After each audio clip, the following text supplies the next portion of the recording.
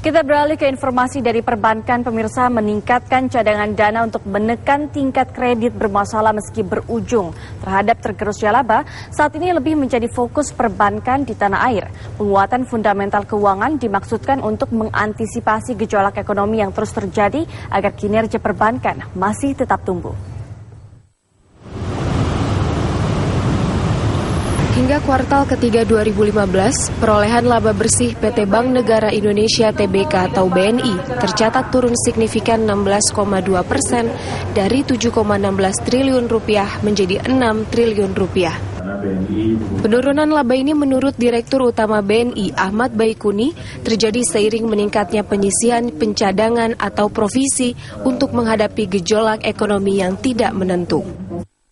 Sepanjang tahun ini perseroan fokus melipat gandakan provisi hingga mencapai 139,6%, level tertinggi yang pernah dicapai BNI. Mendapatkan laba, ya, kurang lebih sekarang ini sekitar 1,2 triliun, ya tinggal dikali aja gitu. Jadi mungkin kalau ketemunya segitu, apakah ini sudah melampaui laba tahun lalu? Saya pastikan jawab belum. Karena tahun lalu kan 10,4.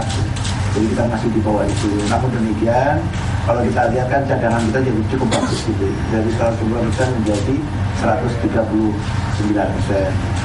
Nah sampai dengan akhir tahun kita cukup puas di angka itu. Tapi untuk jangka menengahnya kita itu menuju ke angka 150%. Tapi secara bertahap. Jangka menengah itu 2-3 tahun ya. Kita akan menuju ke situ.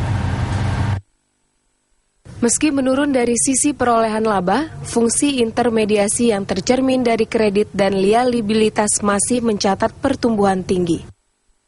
Kredit yang disalurkan hingga kuartal ketiga 2015 mencapai 307,12 triliun atau naik 14,6% dibanding periode yang sama tahun 2014. Sedangkan total dana pihak ketiga atau DPK yang dihimpun pada periode yang sama mencapai 349,44 triliun rupiah.